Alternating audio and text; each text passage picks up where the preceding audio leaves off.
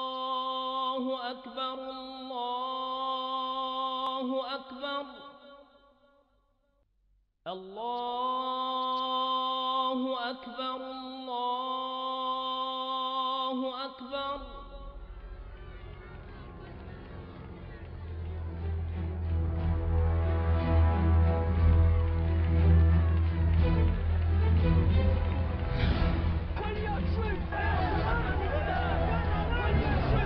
We are not at war against Islam.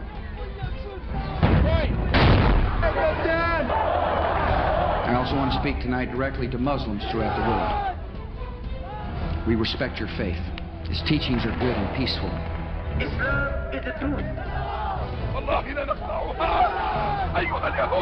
Our actions today were not aimed against Islam. The faith of hundreds of millions of good, peace-loving people. Islam has a developed doctrine, theology, and law that mandates violence against unbelievers.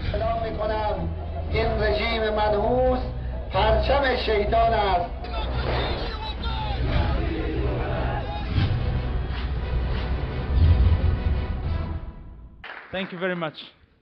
Good evening, everybody. It's good to be here. I'm very excited. When I was invited to this conference, I was very happy to see this title, Can We Coexist with Islam? It's a big question out there.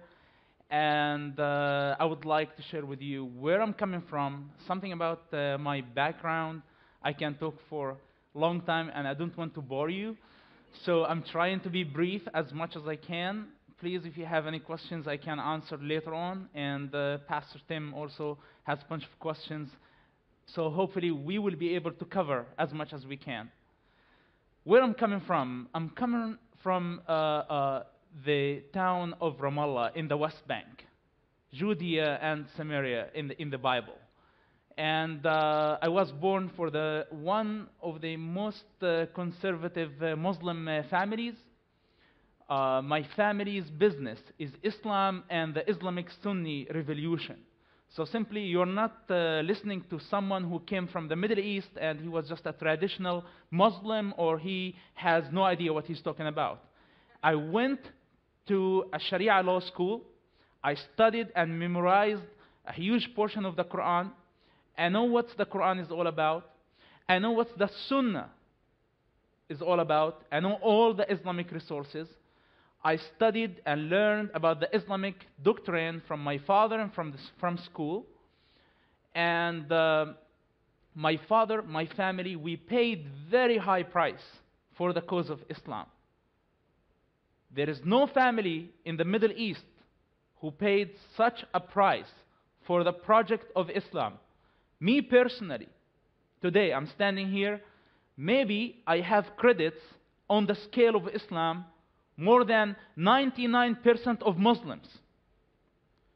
So when I criticize Islam today, please to understand that I'm saying this from a very strong position. And I am not saying it to entertain you or to make Muslims mad. I'm saying it because we are trying to find a way for peace through the truth, only the truth. Not by compromising with the devil or just saying what's politically correct, regardless what the truth is. So this is where I'm coming from. My father is one of the founders of Hamas movement. How many people know what Hamas is? Hamas is the Islamic resistance movement, was established with two main goals: to destroy Israel and build an Islamic state on the rubble of the state of Israel. Hamas goals are beyond Israel. Hamas wants to establish at some point a global Islamic state.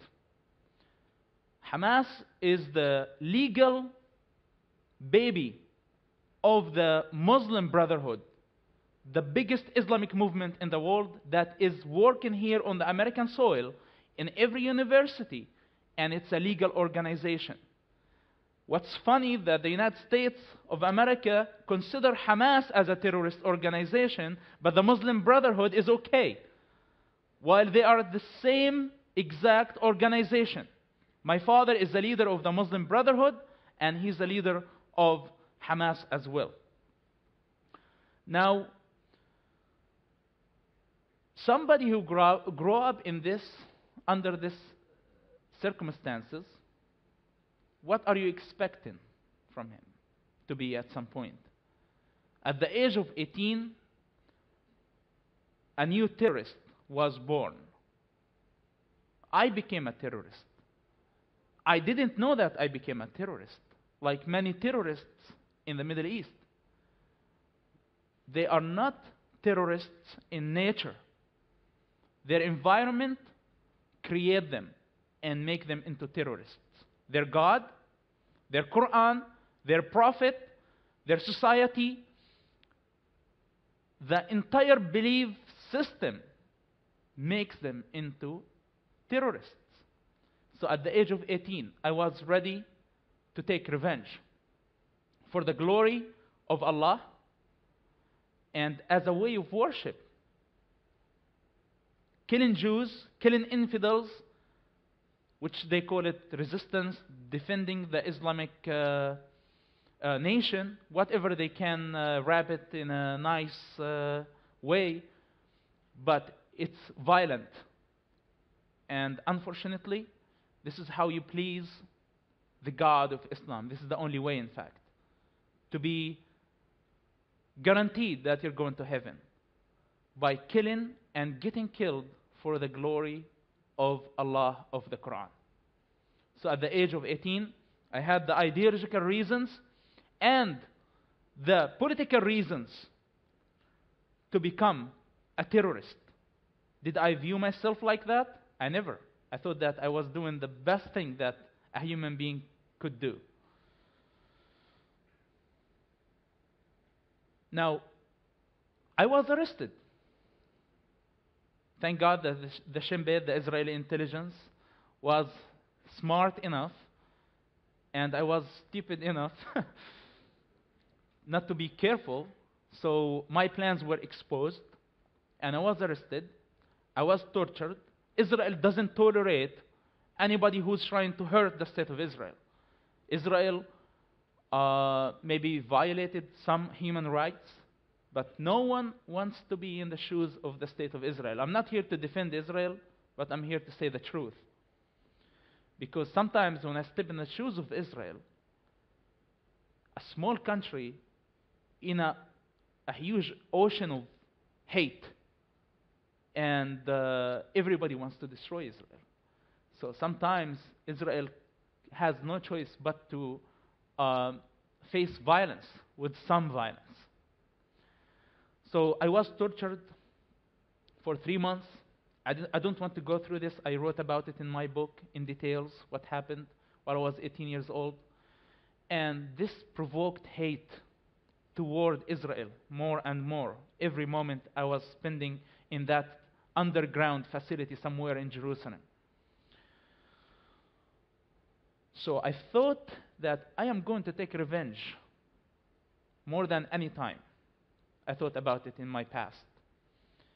And during that time, the Israeli Shin Bet offers me to work for them. And I was saying, are those guys idiots or what's their problem? They're arresting my father, they're arresting me, they're killing my people, occupying our land, now arresting me, torturing me, I'm losing my school, everything. And they're asking me to work for them. Of course, the Israeli intelligence, they are willing to work with the most dangerous, evil ones in order to bring security for their state, which is something make them different than other intelligence services. Now, I thought this might be a golden opportunity to infiltrate the Shin Bet and to attack them from inside. This is how much I hated them. And as I told you, I had all the reasons. Personal reasons, political reasons, ideological reasons, and I was ready to go. Whenever I get a chance, I'm going to take revenge. And revenge was the answer. Now, I agreed to work for the Shin Bet, and I had one goal, to destroy them from inside. 18 years old, kid thinking like that. I hope I don't scare you guys. I'm talking a lot about destruction, torture, and things like that. It's a little intense, for a church, but this is very important for what we are planning to talk about.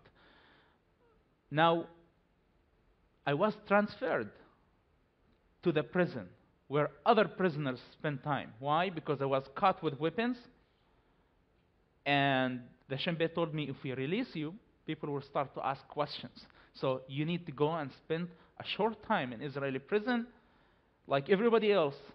Then you will be released, and after that we will talk. And the short time was 16 months.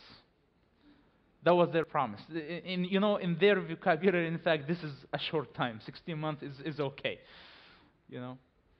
So I lost everything. I lost my school, and I waited long time. But what happened during the 16 months, that Hamas members were torturing other Hamas members. Brutally. They killed many of their own members. What was the accusation? That those people had a relationship with the Israeli Shin Bet, and they gave information. I practically had a relationship with the Shin Bet. What if my father's own movement that he helped establish discover me now? What would they do? Torture me as well and kill me? Now, I came up to the Hamas people and I told them, I gave my promise to the Shin Bet and help me out. I want to infiltrate them and try to do something good for my people by taking revenge from their enemies. And they didn't want to take part of that. They were suspicious of me now, but they couldn't torture me. They were, of course, for my father's position. Now, they were simply hypocrites. They tortured others who didn't have even a relationship with the Shin Bet, and they did not torture me, who I had a relationship with the Shin Bet because of my father's position. Now, I can talk about this experience. It's a crazy experience, and I have a whole chapter in the book writing about what was happening, that it's hard to believe even today. When I go back in my memory, it's hard to believe what was happening. But what I learned during that time, what's the difference? I start to ask myself, what's the difference between Hamas torture and Israeli torture?